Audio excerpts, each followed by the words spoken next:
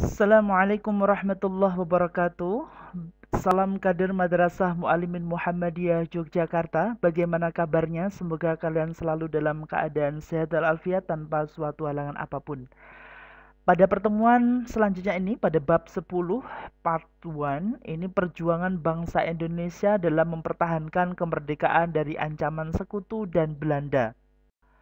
Dengan kompetensi dasar adalah menganalisa strategi dan bentuk perjuangan bangsa Indonesia dalam upaya mempertahankan kemerdekaan dari ancaman sekutu dan Belanda. Dan tujuan pembelajaran adalah mengidentifikasi perjuangan bangsa Indonesia dalam mempertahankan kemerdekaan, lalu mengidentifikasi bentuk-bentuk ancaman disintegrasi bangsa pada masa awal kemerdekaan. Hal ini dilakukan melalui dua hal, dalam upaya mempertahankan kemerdekaan, yaitu perjuangan melalui gerakan fisik dengan adanya berbagai pertempuran, lalu dilakukan melalui perjuangan atau jalan diplomasi. Selanjutnya, yang pertama adalah pertempuran 5 hari Semarang, di mana dipicu pada peristiwa tanggal 14 Oktober 1945 saat 400 orang veteran Angkatan Laut Jepang diminta untuk merubah pabrik gula di Cepiring menjadi pabrik senjata, memberontak saat akan dipindahkan ke Semarang dengan konfrontasi polisi Indonesia. Dan hasilnya polisi Indonesia saat itu sempat dilucuti. Lalu terjadi pertempuran mulai pecah pada tanggal 15 Oktober 1945 saat pemuda Indonesia bertempur melawan pasukan Kido Butai selama 5 hari di Simpang 5. Pertempuran berhenti saat Gubernur Wongsonegoro dan pemimpin TKR berunding dengan komandan Jepang.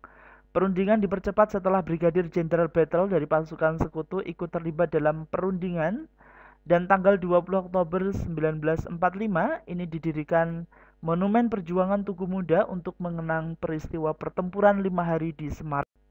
Selanjutnya pertemuan 10 November 1945 di Surabaya diawali pada tanggal 25 Oktober 1945. Sekutu telah mendarat di Surabaya dipimpin oleh Brigjen AWS Melaibe dari Inggris dan segera membebaskan tentara Belanda yang ditahan Jepang dan menduduki pelabuhan Tanjung Perak dan gedung Internatiu.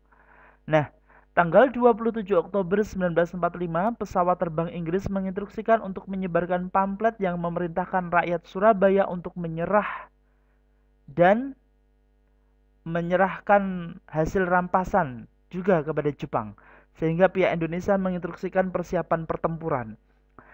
Tanggal 28 Oktober 1945 telah terjadi pecah bentrokan sporadis dan pasukan Inggris berhasil ditekan mundur hingga berlangsung tanggal 30 Oktober 1945. Selanjutnya pihak sekutu meminta bantuan Soekarno untuk berunding dengan Inggris dan hasilnya adalah terjadi gencatan senjata dan pihak Inggris mengakui Indonesia. Nah, cara menghindari kontak senjata ini diberlakukannya seperti surat-surat selebaran yang disebarkan tidak berlaku lagi. Surabaya tidak dijaga oleh sekutu kecuali kem-kem tawanan. TKR dan polisi diakui sekutu. Tanjung Perak diawasi oleh sekutu, TKR, dan polisi untuk menyelesaikan penerimaan bantuan obat-obatan bagi para tawanan di pihak Belanda. Tanggal 30 Oktober 1945, Biro Kontak menuju beberapa tempat. Nah, di sini ada suatu hal yang menarik, yaitu terjadi diplomasi, yaitu antara Panglima Sekutu Jenderal Sir Philip Christensen mendatangkan Presiden Soekarno, Muhammad Hatta, dan Menteri Penerangan saat itu Amir Syarifuddin. Nah, bersedia untuk melakukan gencatan senjata. Namun saat terjadi bentrokan antara Indonesia dengan sekutu, tepatnya berada di Jembatan Merah, ternyata Brigjen Malabe ini ditemukan tewas sehingga menimbulkan ketegangan. Nah, sehingga pihak sekutu mengultimatum agar pihak Indonesia menyerah pada tanggal 10 November 1945 paling telat pukul 6 pagi. Nah, ultimatum ini tidak dihiraukan oleh pihak Indonesia, lalu selanjutnya sekutu mengerahkan satu full divisi infanteri, terutama divisi India yang kelima. Ini jumlah sekutu hampir mencapai 15.000 pasukan. Dan serangan digencarkan ya secara besar-besaran darat, laut, dan udara. Bahkan ada pesawat Mosquito, Thunderbirds, ini semuanya dikirimkan ya untuk menyerang dan membumi hanguskan ya Surabaya saat itu. Nah, Bung Tomo memimpin pasukan dengan semangat berpidatonya berapi-api dengan semboyannya rawe-rawe rantas malang-malang putung. Ya, yang artinya segala hambatan, halangan, rintangan harus diterjang ya untuk demi kebebasan bangsa Indonesia. Dan untuk mengenang peristiwa itu, maka tanggal 10 November 1945, banyaknya korban di pihak Indonesia saat itu, ya, dikenal sebagai Hari Pahlawan dan didirikan Tugu Pahlawan di Surabaya. Nah, selanjutnya pertempuran Ambarawa ini adalah terjadi pada November 1945, di mana tentara sekutu atau Inggris dan Nika Belanda menuju Ambarawa untuk melucuti tentara Jepang. Sekutu meneror masyarakat Magelang pada saat proses untuk melucuti Jepang, lalu pihak TKR berusaha mengusir tentara sekutu. 26 Oktober 1945 terjadi pertempuran antara TKR dengan pasukan gabungan Inggris dan Nika.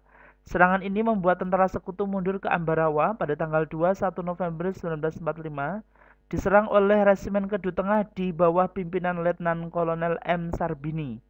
23 November pecahlah pertempuran TKR dan pasukan sekutu Ambarawa dipimpin oleh Letkol Isdiman dan Mayor Soeharto. Namun Letkol Isdiman tertembak dan digantikan oleh Kolonel Sudirman.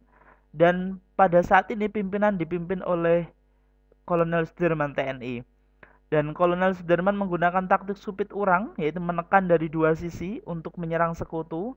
Tanggal 12 Desember 1945, pejuang Indonesia melancarkan serangan besar-besaran dan berhasil memukul mundur sekutu bertahan di benteng Willem Ambarawa. Karena proses pertahanan sekutu di benteng ini, maka dianggap ya bahwasanya Indonesia menang, dan tanggal 15 Desember 1945 ditandai kemenangan bangsa Indonesia dan didirikan Monumen Palagan Ambarawa. Selanjutnya adanya Bandung Lautan Api pada tanggal 17 Oktober 1945, pasukan sekutu mendarat di Bandung.